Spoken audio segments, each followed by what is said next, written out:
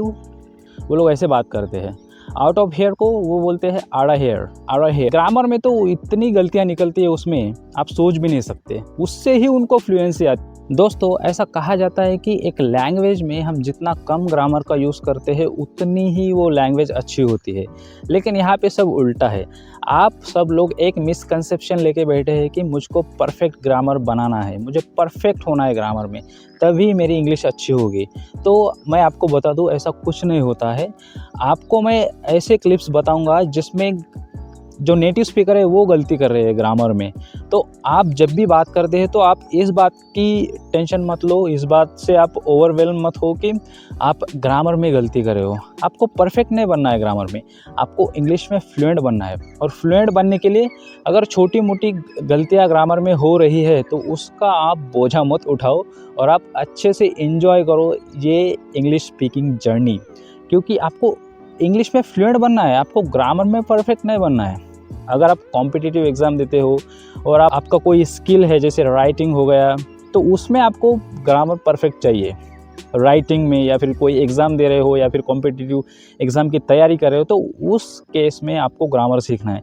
Otherwise आपको सिर्फ English ही बोलना सीखना है, तो आप अगर ग्रामर में गलती कर रहे हो तो उससे कुछ नहीं होगा, उससे उल्टा आपका जो फ्लुएंसी है वो बढ़ेगा। क्योंकि जब आप ग्रामर के बारे में सोचते हो, जब आप बात करते हो इंग्लिश में, तो आप अटक जाते हो और फिर बोलते हो मेरा कॉन्फिडेंस लो हो रहा है, मैं बात नहीं कर पा रहा हूँ, ग्रामर मुझे बहुत कंफ्यूज कर रहा है। तो इसीलिए मैं बोलता हूँ, ग्रामर में अगर आप गलती कर रहे हो तो उसका इतना ज़्यादा टेंशन मत लो।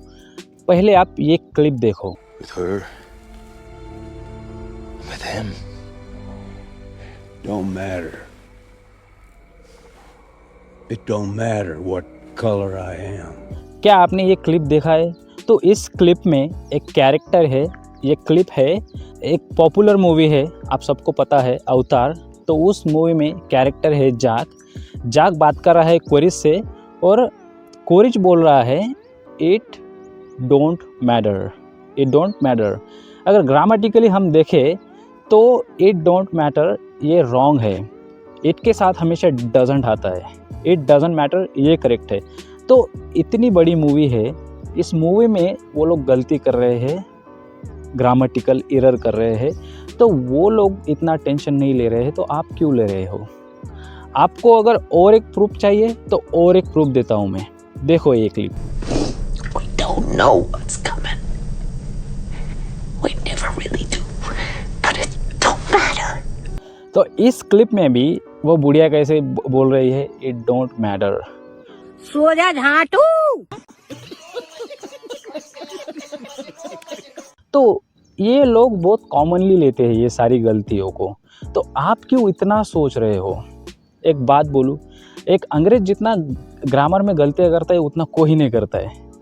बहुत सारी गलतियां करते हैं वो लोग ग्रामर में, क्योंकि हम लोग बोझा लेने के लिए हमेशा तैयार होते हैं, किसी न किसी का टेंशन हमको चाहिए हमारे सर के ऊपर। तो ये सारी चीज़ों का जो टेंशन है हमको लेने का बहुत आदत सी हो गई, तो आज से वो बंद कर दो और इन्जॉय करो, इस जर्नी को इन्जॉय करो। देखो मैं कैसे इन्जॉय कर रहा हूँ इस जर्नी को, बारिश हो रही है और मैं यहाँ पे वीडियो रिकॉर्ड कर रहा हूँ, क्योंकि मुझे इम्प्रूव करना है, मुझे मेरी लैंग्वेज, मेरा कम्युनिकेशन, मेरी इंग्लिश को इम्प्रूव करना है। इसीलिए मैं बाहर आता हूँ, प्रैक्टिस करता हूँ, वीडियो रिकॉर्ड करता हूँ और मैं इम्प्रूव करता हूँ। मैं भी इतना नहीं सोचता हूँ मैं क्या मिस्टेक कर रहा हूँ ग्रामर में, मैं कैसे बात कर रहा हूँ, कौन से सेंटेंसेस में क्या गलती हो रही है, डजंट मैटर। और अगर आप गलती कर भी लेते हो तो जैसे जैसे समय बीतता है, over time you will improve, because जो गलती होती है वो गलती होना बंद हो जाता है धीरे धीरे। जैसे जैसे आपके लैंग्वेज में परफेक्शन आता है ना, वैसे वैसे आपका जो लैंग्वेज है वो ब्यूटीफुल बनता है, वो अच्छा बनता है, उसमें ग्रामेटिकल एरर्स होना कम हो जाता है। तो उसका टेंशन आपको लेना नहीं है, आपको सिर्फ एंजॉय करना है, बात करना है, आपको फ्लुएंट बनना है, ग्रामर में परफेक्ट नहीं बनना है। अगर आपको परफेक्ट होना है ग्रामर में तो आप हमेशा अटकोगे, जब बात करोगे ना तो हमेशा अटकोगे।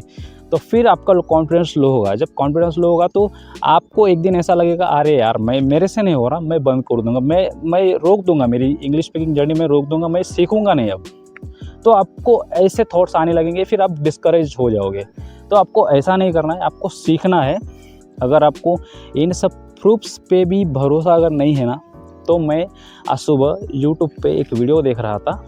उस वीडियो के कमेंट में एक बंदा सेम चीज़, सेम गलती वो कमेंट में किया। तो वो क्या था, आप देखो स्क्रीन पे। तो ये सारी चीज़ें कॉमन होती है। एक और चीज़ मैं आपको बताता हूँ आज, एक अंग्रेज के लैंग्वेज में फ्लुएंसी कैसे आती है। वो लोग इतना ड्रॉप करते हैं, जो वर्ड्स है उसको कनेक्टेड स्पीच बोलते हैं, उसको वो लोग इतना ड्रॉप करते हैं जिससे कि ग्रामर में तो इतनी गलतियाँ निकलती है उसमें, आप सोच भी नहीं सकते। उससे ही उनको फ्लुएंसी आती है। तो इसलिए मैंने वीडियो के शुरुआत में बोला था कि एक लैंग्वेज में हम जितना कम ग्रामर का यूज़ करते हैं उतनी ही वो लैंग्वेज अच्छी होती है। तो ये अंग्रेज लोग क्या करते हैं, जैसे गोइंग टू है उसको बोलते हैं गोना, वांट टू है उसको बोलते हैं वाना। ऐसा करके वो लोग अपनी फ्लुएंसी को बढ़ाते हैं। अभी गोना वाना ये सब चीज़ें तो ग्रामर में चलती नहीं है। ग्रामर में पूरी तरीके से रॉन्ग है। गोइंग टू करेक्ट है, वांट टू करेक्ट है। और ये लोग कैसे बात करते हैं, जैसे एक सेंटेंस है, can't you see, can't you see, तो वो लोग बोलते हैं can't you see. Don't you को वो कर देते हैं डोंट शेयर। तो ऐसे उनके लैंग्वेज में फ्लुएंसी आती है। और आप सब लोग टेंशन लेते हो, मेरा ग्रामर में एरर हो रहा है, मैं ग्रामर में मिस्टेक कर रहा हूँ। तो आपको इतना नहीं सोचना है, आपको सिर्फ अपने लैंग्वेज पे ध्यान देना है, अपने फ्लुएंसी पे ध्यान देना है।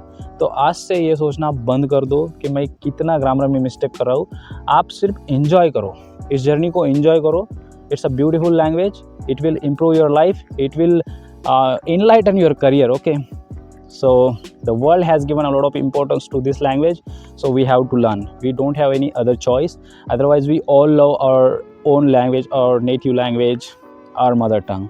So it is just a kind of compulsion that we are facing. So guys, I hope you all love this video and you will all enjoyed this video.